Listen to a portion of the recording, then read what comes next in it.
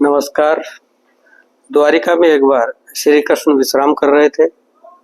सत्यभामा उनके पैर दबा रही थी। गरुड़ व सुदर्शन चक्र भी वहीं थे।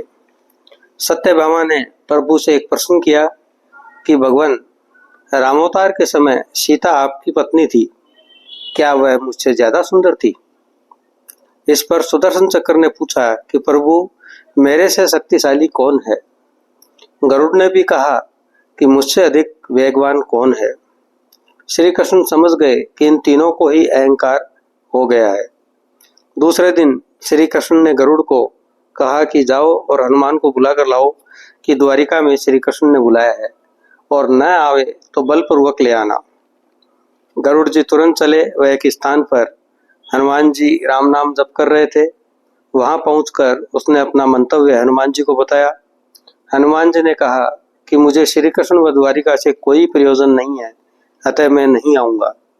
इस पर गरुड़ ने जब अपने बल का प्रयोग कर हनुमान जी को उठाना चाहा, तो हनुमान जी ने उसे उठाकर सीधा द्वारिका में फेंक दिया। गरुड़ ने श्री कृष्ण को पूरी बात बताई, तो श्री कृष्ण ने गरुड़ को कहा कि पुनः जाओ और नम्रता से उन्हें कहो कि श्री राम ने द्वारिका बुलाया है और संध्या पूर्व ही बुलाया है। गरुड़ ने पुनः जाकर कहा कि आपको प्रभु श्री राम ने द्वारिका में संध्या पूर्व ही बुलाया है। तो हनुमान जी ने कहा कि तुम चलो, मैं राम सेतु की 7 परिक्रमा कर आता हूँ। गरुड़ जी ने सोचा कि ये वृद्ध हैं, राम सेतु की 7 परिक्रमा कर कब द्वारिका पहुंचेंगे। गरुड़ जी ने अपना मंतव्य बताकर पुनः अपनी पीठ पर बैठकर चलने का आग्रह किया। गरुड़ को अपनी दुर्दशा याद थी, अतः हनुमान जी की तीक्ष्ण दृष्टि देखकर वे लौट गए।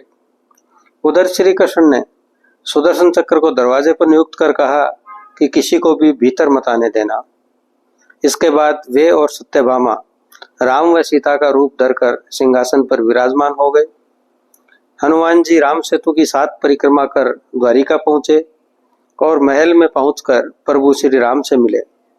उनके चरण छूने के बाद उन्होंने चारों तरफ दृष्टि घुमाई और पूछा, प्रभु, माता सीता दिखाई नहीं दे रही हैं, और आपने ये किस दासी को सिंहासन पर बिठा लिया है? इस पर सत्यभामा बहुत लज्जित हुई। श्री कृष्ण ने हनुमान जी से पूछा, तुम भीतर कैसे आए?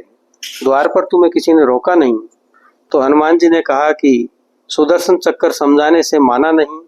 जब वह बल प्रयोग करने लगा तो मैंने उसे मुख में रख लिया।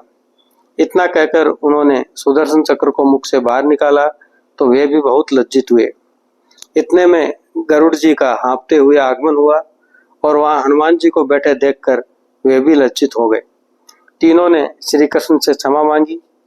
इस प्रकार श्री कृष्ण ने हनुमान जी के द्वारा सत्यभामा, गरुड़ व सुदर्शन चक्र तीनों का एक ही साथ दर्प भंग किया।